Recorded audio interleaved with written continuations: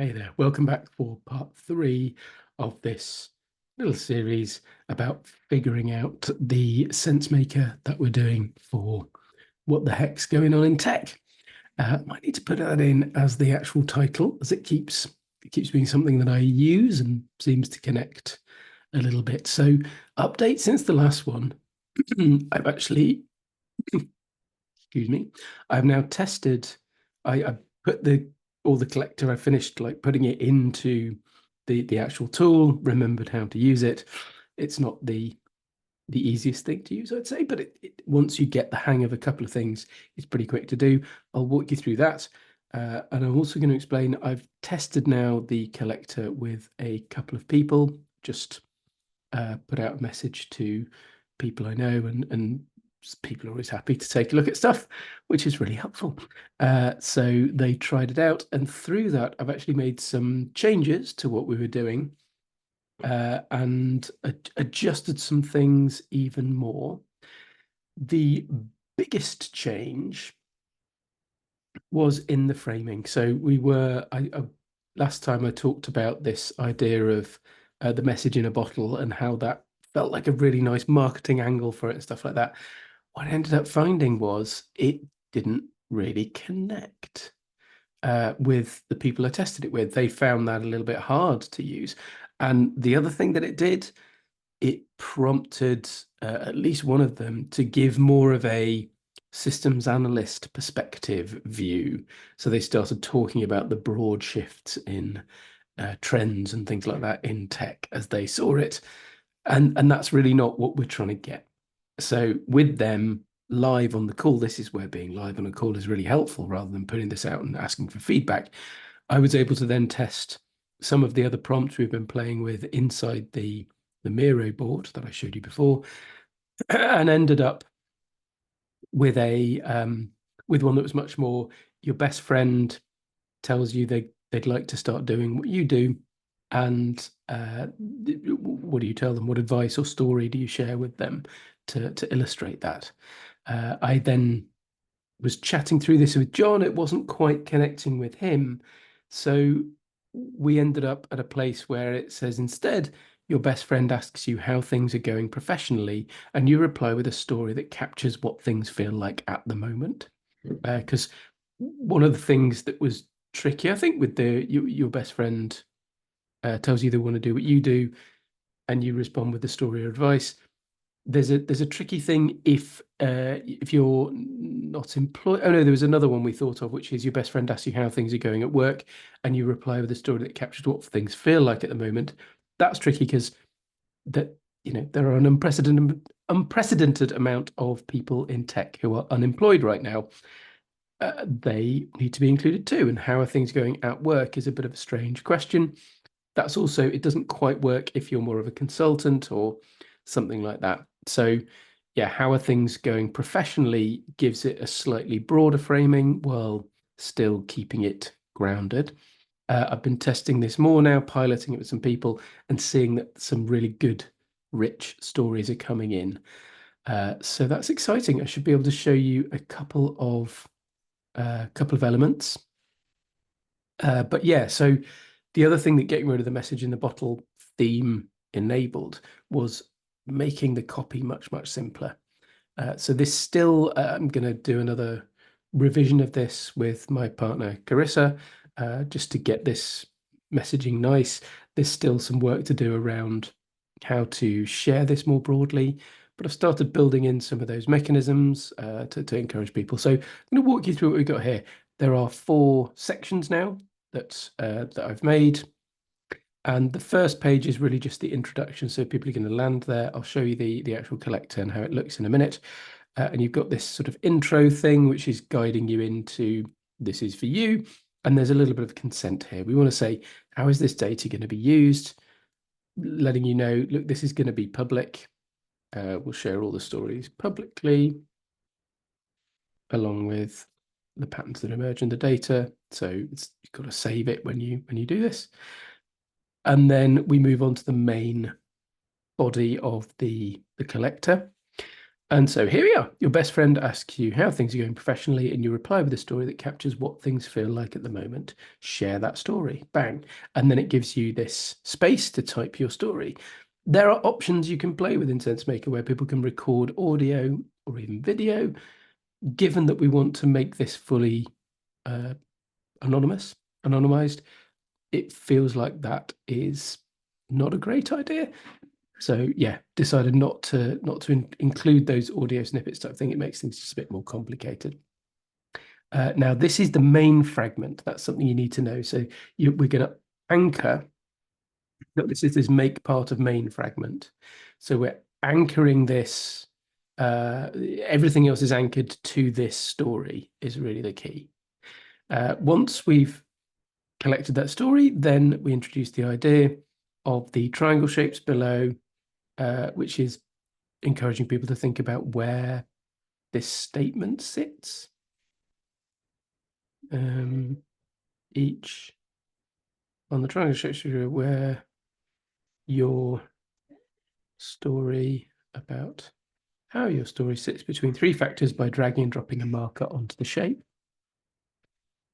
Apologies if you could hear the sound of a frustrated toddler. That's part of the fun. So yep, this is just instructions, and it gives a little demo of how to use these triads, which I've noticed can be helpful especially if it's something that's not familiar to people, it's your first time. And that's one of the goals of this, is really to actually familiarize people with this way of collecting data. It's different from what you've seen before. So then, I don't know if you remember some of the triads we had in the Miro board. These have now, it was interesting, I had far too many, but just through testing it with a couple of people, it became clear where some of them were just repeating the same concept over and over again, and some of them were a little bit less interesting and just didn't really pull on anything good, and others were a lot more just felt richer. There's an intuition to this of like, yeah, that's getting at stuff that I wasn't expecting. That feels like that's the place you want to be. Something like that. So in my story, the situation was shaped by, we've got the idea of processes or procedures, tools, equipment, or technology, or people, skills, behaviors, and relationships. And getting this wording right, that takes time. Like this is the fourth iteration of the wording for this. And it is interesting to think about, in my story, we're grounding it in the story that you shared, and we're grounding it in the situation that you're dealing with, that you were dealing with or you're describing. And actually, yeah, it's something that I remember a shout out to Paul Ada, who gave me some advice on SenseMakers a while back. Hi, Paul. He talked about the importance of finding the language of the people that you are collecting with. So it's going to be very different if you're shipping your collector off into academia versus just people who live in a small village somewhere versus school kids. The language is going to be very different, and it's important that you frame your questions and you use the language of the people that you are collecting from. It's going to make sense to them. The concepts that you're dealing with, and it's one of the challenging things when you're looking at the triads that you saw in the Miro board in a previous session. When you look at those, they are at the concept level. They are largely taken from the academic work, from social practice studies, socio-technical stuff, like all these sorts of things. And so that you don't want to use that language most of the time. In this case, I've used direct language from one of those triads. In this one, this became interesting, and was an iteration on several triads that were trying to get at the sense of how much are you looking after yourself, how much are you just doing what needs to be done to protect yourself versus doing what you think is right, and how much do you believe what people are saying, like believe that things are going well, and it kind of came down to this sense of different ideologies that might be operating, and so there's a sense of how are you making choices in your story? Where do you sit on this map? Was interesting. And then we got into the sense of, okay, what about the others in your story, the choices of others? What were they influenced by? And this one was borrowed from some other triads that I saw sort of mixed up, which are about like what does a an organization's culture value? And so there's and this is stuff that is probably familiar, I think, to anyone who's worked in companies. There are these different balances that go on, and some managers are very much people centered, some managers are very much process centered, and some managers are very much like results oriented, just do what it takes kind of thing. And so yeah, that's an interesting one to see. I think it'll be interesting to see the comparison between my choices, how do I behave in this environment versus what is the dominant culture in this environment, maybe, or what's expected, how others behave. It gets a little bit of fundamental attribution error, perhaps. I don't know. Well, I'm hoping to be surprised by this, as I say. Then this one is a little bit touch and go, but I think it felt like this starts to get at some of the sentiment that people have at the moment. And it's interesting how with almost everyone I've tested it with, they've ended up saying pretty much indifferent. Like there's a like a detachment from what's going on, which I think is a fascinating kind of there's a pattern there. Let's see if that continues. So it's an interesting to note. Uh, then we have this kind of this language, the overall vibe of my story. Where does it lie? Is it more positive or more negative? This is something that's quite classic to do in sense makers because you're not trying to collect deliberately a positive or a negative story. It's interesting to see what did somebody share? How do they feel about their story? Sometimes someone will share a story and you think, wow, that's really complaining, but then they'll say it's quite positive, or vice versa. And in fact, it was interesting hearing somebody else. I got it somewhere. Oh yeah, there's another question later which gets at the sense of, well, what if it's sort of neutral or even negative, but also quite exciting? What if there's an energy to this story versus a burnt outness or an exhaustion? And so that became a thought of, oh, is there a triad there? I realized actually that's another dyad, which could be interesting to look at. So then here we've got my story represents, this is something that somebody said they struggled to answer. Um, so I think I need to work on the wording for this. A one-off event versus a universal pattern. They said it's not just me, but it is contained in my area. It's some of my colleagues. I don't know how to answer this, and they struggle because, and I thought about trying something which had maybe two axes there. I don't want to add too many different dyads, but you could see one which is this a one-off event or a pattern? And then is it just me or is this universal? Is this everybody? Whereas this actually combines both in one. So still thinking about that. And then here, this one I wasn't sure about, but people seemed to connect with it when they were filling this stuff in, transparent direct versus oblique indirect, in terms of the communication that was going on in the story. I think this probably gets at something about culture as well, or somebody's experience of culture. Then this is one that's had a lot of different wording as well. I started out with something about like the results, and people found that a little bit too ambiguous.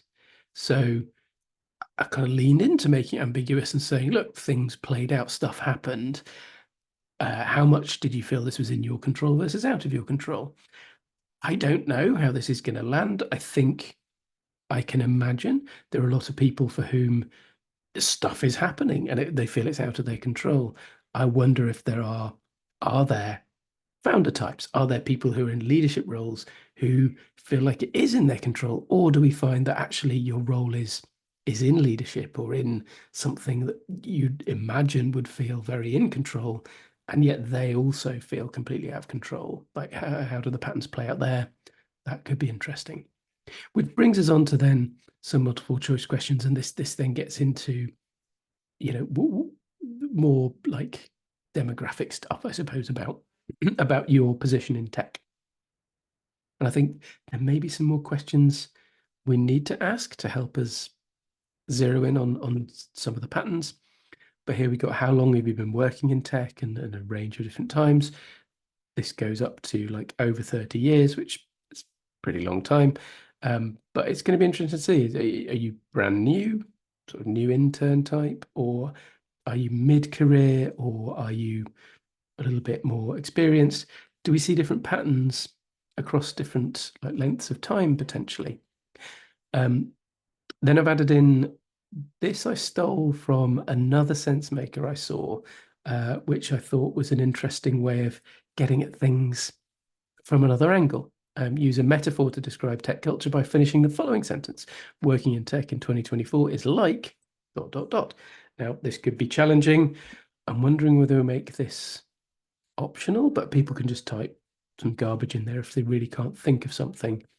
I know from joining metaphor workshops, not everybody is great at coming up with metaphors, but if you can elicit metaphors, that can be incredibly powerful. So this, to me, connects with the work of someone like Gerald Zaltman, who has his metaphor elicitation method and uses that to help understand, say, consumer behavior or how people are thinking about things. I think there's certainly potential here for something exciting. And then we get into a sort of general sense. So we've moved away from your story through these questions and like breaking the flow a little bit. I'm just realizing like the order that this has come in is kind of settled down over time. I've moved a lot of these up and down and figured that out. But just now, things in tech, what's the direction? Is it getting worse, getting better, or is it somewhere in the middle? Interested to see how the patterns play out there. And then here's the one I mentioned earlier just now, things feel energizing to exhausting. Um, how does it, this kind of connects more to you personally? And it, I could totally imagine we might find a cluster where things are getting worse, but it's energizing, or things are getting worse, but it's exhausting, or it's kind of neutral, stagnating, and it's exhausting. Maybe it's something like that. We'll see what comes out. These are going to be fun to plot against each other. And that's one of the things, one of the displays you can do with the workbench, which gives you then the chance to see clusters of stories on these two axes together. And that's often fun to see, how could we move to adjacent clusters? What are these cultures or the narratives that are happening in these different zones on the map? Then I actually used a little bit of ChatGPT to try and get a reasonably exhaustive list of the different kind of roles that could be here. And I'm thinking like somebody might be in several of these roles actually. So we've got everything from your sort of project management type stuff to actual like people management. Maybe we'll say that's people management. People management, make that specific, up to senior leadership. Do we have something for director maybe? Um, but then there's like founder, investor, and then lots of different roles. These are going to be randomized, so it should be, you're just kind of reading through and saying, yeah, that applies. And I've said you can click up to 10 just to get like different shapes of where you might be at. In some like smaller startups, like you might be covering a lot of these roles or wearing a lot of these hats, say. Whereas in a bigger company, you might literally just be working in quality assurance and that's all you do. Um, and then I've added in some things like artificial intelligence. Another thing I was considering was let's add in Web3. There we go. So I was thinking, I was then remembering people that I know who are literally in that space, and it's a different sort of vibe. Cool.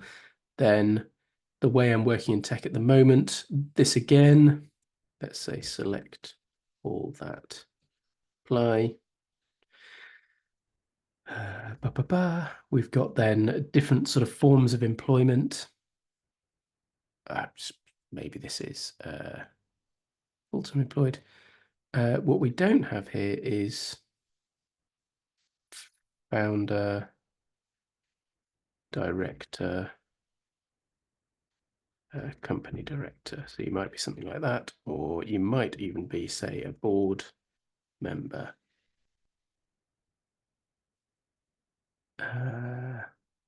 Or you might be an advisor.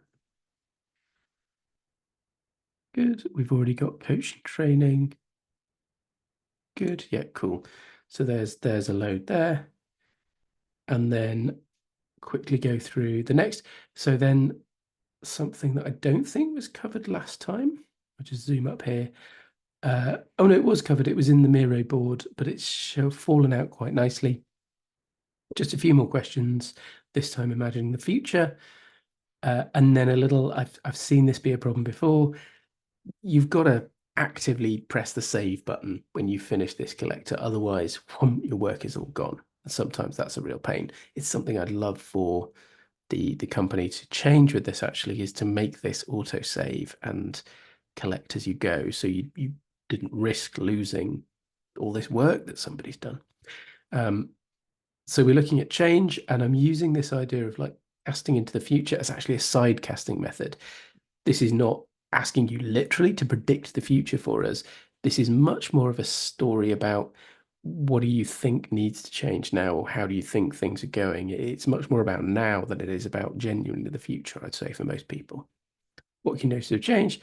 And then we've got a few different questions about that. I actually need to wrap up right now. Then the final thing I'm actually adding in is this: what could be better about the tool we've used to capture your story. I think it'll be interesting, especially sharing this with a tech crowd. I have heard from a lot of people that they can't connect with how it looks.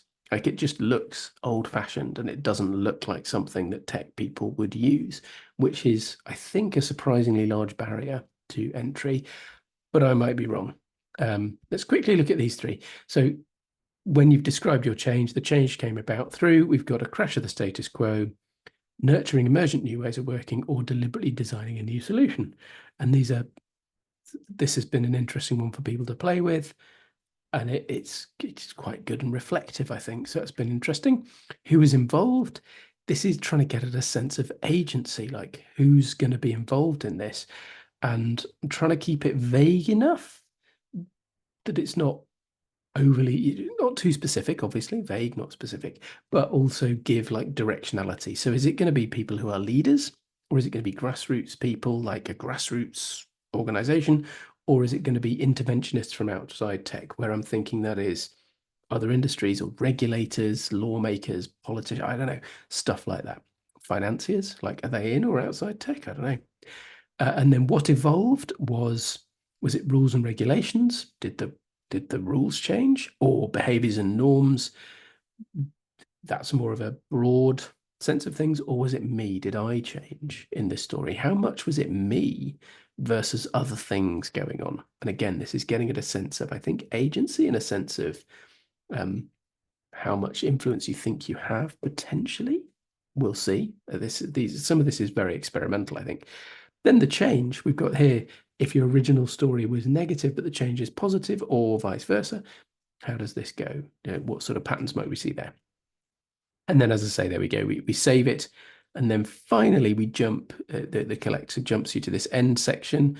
I've still got a thing to do where I'm going to put an image in here. I'm trying to think of a good meme that will make this like more, fun. It's add a little bit of style, a little spark of enjoyment. So just saying thank you, and then inviting people to sign up to know when the results come out. This is just jumping into just an email list, which is not used for anything else. And then inviting people, asking people if they could forward this on, share it to other people. So could you share? Oh yeah, this is, please forward this to others, and it's just giving you a little template. I think this could be clearer, but starting to get that idea together. So yeah, I'm going to save that so we don't lose anything that I just did. But yeah, hopefully, I think what I wanted to do is capture the process of figuring out this SenseMaker, this collector, because I've found it's not a linear process. It involves a lot of iteration. It involves a lot of like playing with some different ideas, moving them around, rewriting the wording, gradually settling into what it is that we think we're going to be seeing behind the data. So I think it gets at a sense that I have in general, a belief I have about hypotheses, which is they're really hard to elicit or articulate. And most of the hypotheses that we hold say we actually can't articulate in a clear way that we can linearly then test. And I think that's what's good about SenseMaker. It doesn't require you to write these nonsense hypothesis statements that you see in a lot of product companies. My opinions are showing it is something much more intuitive, which and story based, narrative based, and yeah, using your gut and your intuition and just feeling your way through it. I think is the only way. I think that's how it's going to work. So next steps for this, I am piloting it. We're sharing it and still getting input and working with John closely to figure out, how are we going to share this and where does it go next. But really looking to get this out a bit broader as long as the pilots go well. So with that, I will say thank you for watching. I hope this was interesting to see and to see a little bit behind the scenes. Planning another one soon where I'll share like launching it, putting it out there, and we'll do some looking at the data as well.